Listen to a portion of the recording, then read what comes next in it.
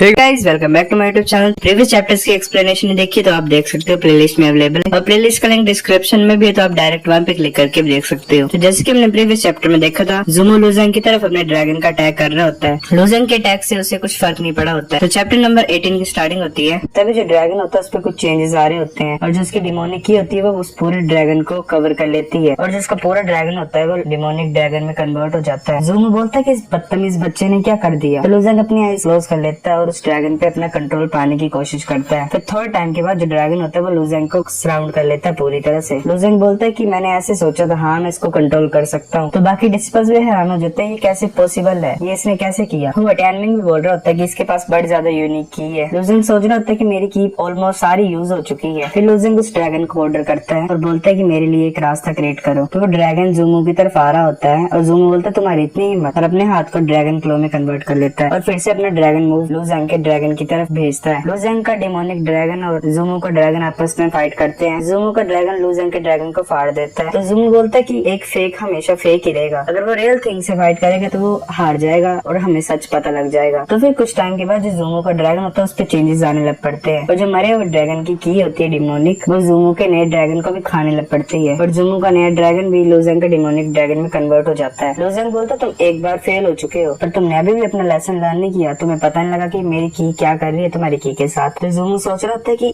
ये कैसे हो सकता है, ऐसा कैसे पॉसिबल है। तो लुज़ेंग का डिमोनिक ड्रैगन ज़ूमो की तरफ आ रहा होता है पर जो ज़ूमो होता है वो दोबारा अपना ड्रैगन लुज़ेंग के ड्रैगन की तरफ भेज देता है। ज़ू क्वानिंग बोल रही होती है कि इंपीरियल जनरल की इंटेलिजेंस तो बड़ी ज्यादा खतरनाक है, इसको एक बार समझ नहीं आ रहा कि क्या हो रहा है इसके साथ। तो वो अटैनमिक भी बोल रहा होता है क्या ये इतनी ज्यादा जल्दी में था कि अपना ये दिमाग लाना ही भूल गया इस लड़ाई में। तो फिर वो सेम चीज होती है पहले जैसे हुई थी, जो ज़ूमो का ड्रैगन होता है वो डिमोनिक ड्रैगन में कन्वर्ट हो जाता है। ज़ूमो बोलता है कि मैं मरने वाला हूँ क्या, मैं अगर बात को जाने देता तो ऐसे सीन में नहीं पड़ता मैं ज़्यूगे क्योंकि उनकी डेथ के बारे में इतनी ज्यादा चिंता क्यों कर रहा था। तो ज़ूमो को एक क्यूब जैसा होता है वो सराउंड कर लेता है और जो ड्रैगन होता है वो उसको अटैक नहीं कर पा रहा होता है। ज़ूमो बड़ा ज्यादा हैरान हो जाता है और बाकी डिसिपल्स भी हैरान हो जाते हैं। वो आसमान की तरफ देख रहे होते हैं और बोल रहे होते हैं कि ये क्या चीज है, वहाँ पे देखो ऊपर। तो हमें ऊपर दिखाई देता है कि एक लड़की आ गई होती है और ज़ूमो सोच रहा होता है ये वही नहीं है। तो बाकी डिसिपल्स भी बोल रहे होते हैं ये तो वही लेजेंडरी युनलुओ है, ये तो इतनी ज्यादा ब्यूटीफुल है। तो ज़ू क्वानिंग बोल रही होती है जेलस करके कि इसमें इतना ज्यादा अच्छा है क्या कि प्रीटी है, वो उसके पास तो कोई फीलिंग्स ही नहीं है, बस सुंदर ही दिखती है। तो युनलुओ नीचे की तरफ आ रही होती है, फिर हमें पता लगता है कि उसका नाम स्लॉटर मेडन युनलुओ है। वो लुज़ेंग की तरफ आती है और बोलती है कि तुम्हारा नाम क्या है। लुज़ेंग बोलता है मेरा नाम लुज़ेंग है। फिर युनलुओ ज़ूमो को बोलती है कि उसकी जो की है उसके पास एक यूनिक फीचर है जो कि दूसरों की को डिवोवर करती है, खाती है। ये शेम की बात है कि वो सिर्फ अभी हाफ स्टेप स्काई रेलम में है, इसको पहले हाफ स्टेप इनिशिएट रेलम बोलते थे। इसकी स्किल को ब्रेक करना बड़ा ज्यादा आसान था। जिस कल्टीवेशन लेवल पे ये है उस कल्टीवेशन लेवल पे 5 गोल्डन ड्रैगन को लंबे टाइम के लिए कंट्रोल करना बड़ा ज्यादा मुश्किल था। अगर तुम सिर्फ डोज करते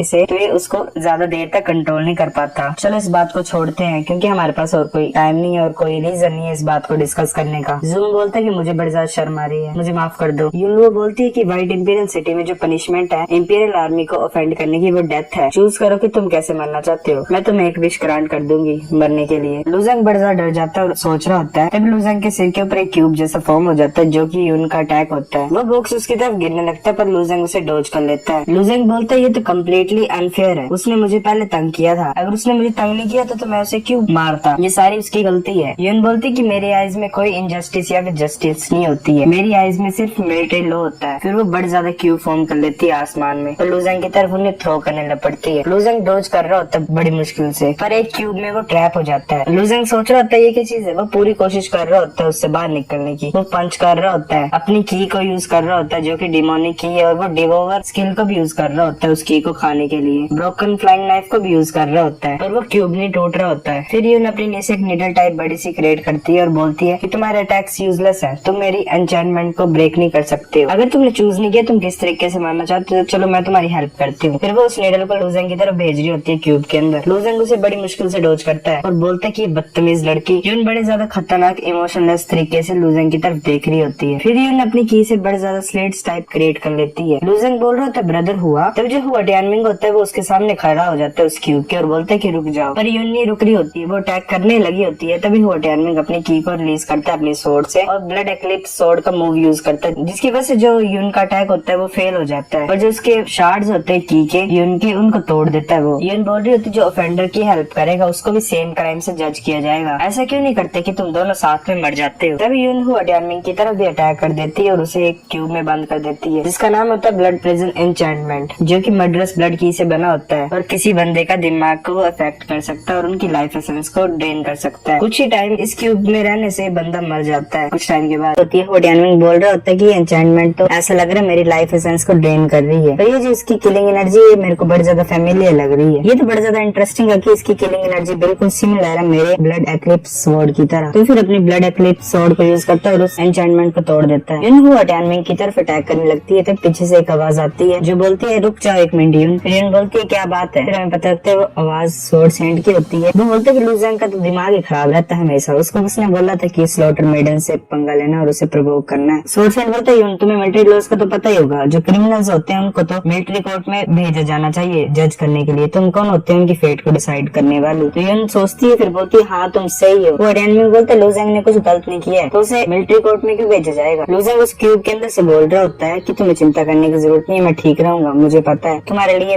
ये मैटर ज्यादा खतरनाक हो जाएगा अगर तुम मुझे प्रोटेक्ट करते रहोगे तो, और तुम्हारे लिए इससे भी इम्पोर्टेंट काम है कि तुम किंग सेक्ट के डिसिपल्स को सेफ्टी की तरफ लेके जाओ। तो ज़ू क्वानिंग भी बोलती कि मार्शल ब्रदर तुम्हें चिंता करने की कोई जरूरत नहीं, मेरे सेकंड अंकल भी लू ज़ेंग की हेल्प करेंगे। तो वो टियानमिंग बाकी डिसिपल्स के साथ चल पड़ता है। ज़ू क्वानिंग बोल रही होती है अपना ध्यान रखना। स्वॉर्ड सेंट बोल रहा होता है कि लू ज़ेंग को मुझे दे दो, मैं उसे मिलिट्री कोर्ट में ले जाऊंगा और सीन को सेटल कर दूंगा। युन बोलती है मेरे पास इतना टाइम नहीं और मिलिट्री कोर्ट के पास भी इतना टाइम नहीं है, डेमन्स अटैक कर रहे हैं और प्रेशर कर रहे हैं आर्मी को, इसलिए मैं ही जाती हूँ। स्वॉर्ड सेंट बोल रहा होता है कि ओए पीछे वापस आ जाओ। तो फिर हमें युन का घर दिखाया जाता है जहाँ पे युन होती है जो कि लू ज़ेंग को भी अपने साथ ले आई होती है। लू ज़ेंग बोल रहा था कि तुम इतनी ज्यादा घबरा गई है कि मैं भाग जाऊंगा, कि तुम मेरे को यहाँ पे ले आई हो। तो लू ज़ेंग बोर्ड को पढ़ता और वहाँ पे लिखा होता है बात इन प्लेस। तो लू ज़ेंग सोच रहा था कि इस लड़की को जेंडर के बीच में डिफरेंस नहीं पता होगा जरा भी, जो मेरे को यहाँ पे ले आई है। तो वो लू ज़ेंग के सामने कपड़े खोल देती है और वो सीन में दिखा नहीं सकता कॉपीराइट की वजह से। तो लू ज़ेंग अपना हाथ रख देता है अपनी आंखों के ऊपर पर एक तरफ से देख रहा होता है भाई बड़ा बेतमीज और बेशर्म आदमी है। फिर युन नहाने के लिए चली जाती है। लू ज़ेंग को उसकी पीठ के ऊपर बड़े ज्यादा निशान दिखाई दे रहे होते हैं। तो लू ज़ेंग सोच रहा होता है कि स्कार्स इस लड़की के साथ क्या क्या गुजरा है। फिर कुछ टाइम के बाद वो नहा के बाहर आ जाती है और अपने कपड़े वापस पहन लेती है। लू ज़ेंग फिर आंखें खोल देता है, बंद दिखा की थी वैसे इसने। तो फिर युन उसे मिलिट्री कोर्ट में लेके चल जाती है और वहाँ पे जो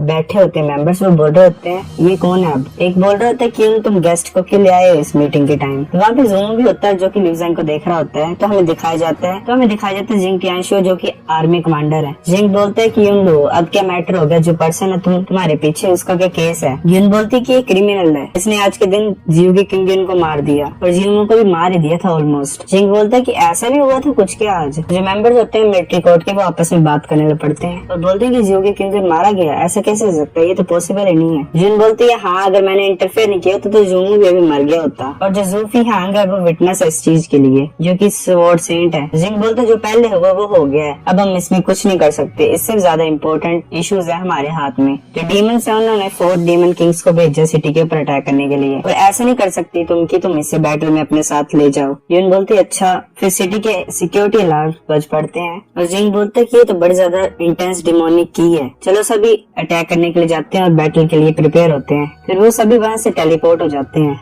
लू ज़ेंग सोच रहा होता है अब भी टाइम है, मैं बाहर निकल सकता हूँ। फिर लू ज़ेंग उस क्यूब से निकलने की कोशिश कर रहा होता है और वो क्यूब पलट जाता है, वो नीचे गिर जाता है। तभी यून वहाँ पे आ जाती है और लू ज़ेंग बड़ा ज्यादा चौंक जाता है। यून बोलती है पूरी तरह से भूल चुकी थी तुम्हारे बारे में, तुम ऐसे नहीं भाग सकते जब तक तुम प्रॉपरली जज हो जाओ पनिशमेंट मिल जाए तुम्हें। लू ज़ेंग आवाज़ें डाल रहा होता है पर यून एक नहीं सुन रही होती है। तो जो सभी मेंबर्स होते हैं कोर्ट के सोल्जर्स होते हैं वो हवा में होते हैं डीमंस के साथ फाइट करने के लिए। यून भी वहाँ पे होती है, लू ज़ेंग भी वहीं पे होता है उस क्यूब के अंदर यून के पीछे। लू ज़ेंग सोच रहा होता है कि अगर मेरे को सिर्फ एक चांस मिल जाए एस्केप करने के तो मैं यहाँ से निकल जाऊँ। यून को मॉन्स्टर्स ने घेर लिया होता है हर तरफ से। फिर यून छोटे छोटे से क्यूब्स टाइप तैयार करती है और वो उन मॉन्स्टर्स की तरफ भेज देती है और वो मॉन्स्टर्स का कुछ नहीं बचता, वो पूरी तरह से मर जाते हैं। लू ज़ेंग सोच रहा होता है कि मेरी इतनी ज्यादा गंदी किस्मत क्यों है, इतने ज्यादा लोगों में मैंने यून को क्यों ऑफेंड किया। फिर लू ज़ेंग को एक पावरफुल डिमोनिक की महसूस होती है। फिर हमें दिखाया जाता है वहाँ पे 4 डिमोनिक किंग्स आगे होते हैं तो उनके सामने मिलिट्री कोर्ट के मेंबर्स भी खड़े होते हैं। जिंग बोलते हैं कि डिमोनिक किंग्स मेरी बात सुनो, व्हाइट इंपीरियल सिटी जो है वो फांटियान एम्पायर के बॉर्डर्स को डिफेंड करती है और पिछले 1000 सालों से हम कभी भी फेल चुने हुए हैं अपनी एम्पायर को डिफेंड करने से, वो भी एनिमीज के अटैक्स के खिलाफ, और तुम अपनी सिचुएशंस को समझते हो तो जल्दी से यहाँ से भाग जाओ। तो उनमें से एक डीमन किंग हंसते हुए बोलता है, चलो देखते हैं कि अगर तुम्हारे पास एबिलिटीज है हमें रिट्रीट कराने की, दम है तुम्हारे पास तो हमें भगा के बताओ। तो फिर वो हंसता है और अपनी स्पीड को दिखाता है। वो जल्दी से वहाँ से गायब हो जाता है। वो इतनी जल्दी वहाँ से भागता है कि हमें सिर्फ ब्लर दिखाई देता है, और एकदम से एक जो होता है मेंबर होता है कोर्ट का, उसके सिर के ऊपर आ जाता है और बड़े ज्यादा कांटों को नीचे की तरफ फेंकता है, जो कि उस कोर्ट के मेंबर के शरीर के आर पार हो जाते हैं और वो तभी मर जाता है। तो बाकी कोर्ट के मेंबर भी बोल रहे होते हैं, अरे ये कैसे हो सकता है, ये कैसे पॉसिबल है। तभी वो यून की तरफ देख रहा होता है डीमन किंग। तभी वो डीमन किंग अपनी पिछली जगह से फिर से टेलीपोर्ट होता है, मतलब इतनी स्पीड से मूव करता है कि वहाँ पे ब्लड दिखाई देता है और बिल्कुल यून के सामने खड़े हो जाता है।